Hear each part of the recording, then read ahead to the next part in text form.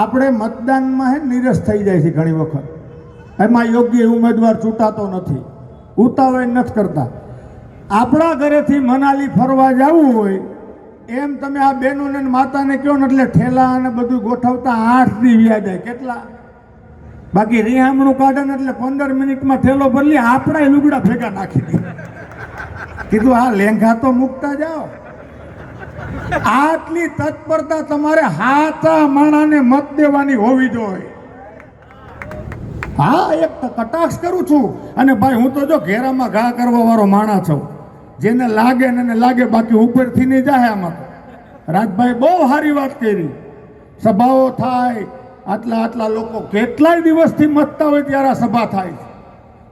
અને આપણે પાછા ઘરે જઈ અને એકાદ રોટલો બાજરાનો કટકટાઈને હુઈ જાય તો એનો મારો બાપ આ કોઈ જાય ગળા તોડવાનો મતલબ છે?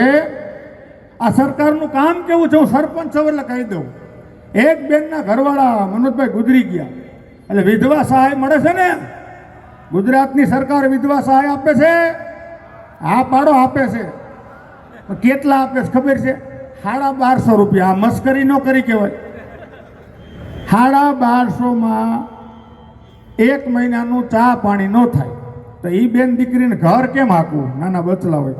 એટલે એક બેન વિધવા સહાયનું ફોર્મ ભરવા જતા હતા ને તો બીજી બેન એને ભેગી થઈ ગઈ. એ કે ક્યાં જાશ? એ કે વિધવા સાંભળજો, મજા આવશે. વિધવા સહાયનું કે ફોર્મ ભરવા જાઉં છું, તમારા ભાઈ ગુજરી ગયા ને 1.5 વર્ષ થયું. તો કાંઈ વાંધો નહીં, મારે આવું ભેગું. તો એ તાલુકામાં ગયા, એના ઘરવાળા બીમાર હતા. તાલુકામાં જઈને કીધું કે તું તારું કાં ફોર્મ ભરાય? તારે જ કે મારા ભાઈ ઘીરે બેઠા છે ને. એ કે ડોક્ટરે કીધું બેન 1.5 વર્ષ પછી ગુજરી જવાના. તો કે આટલું બધું વહેલું કાં ભરાય? એ કે આ સરકાર રહીને એ વિધવા સહાય 2 વર્ષ પછી પાસ કરે છે. તા તમારા ભાઈ જાય તા કે ભેગું ચાલુ થઈ જાય ને.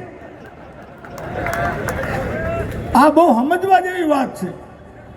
તમે વિચાર કરો, આપણે ગાયને શું કહી? જોશથી બોલો મારો બાપ. ગાયને શું કહી?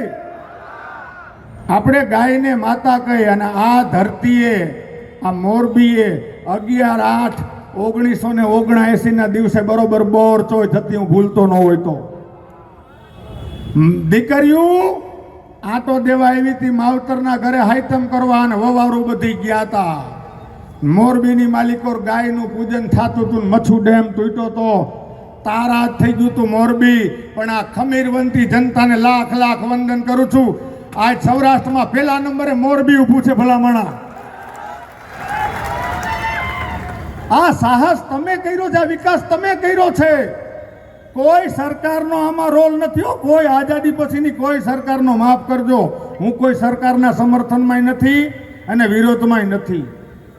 આ તમે ખુદે જાતે ઊભા થયા છો. એટલે કહેવાનું એ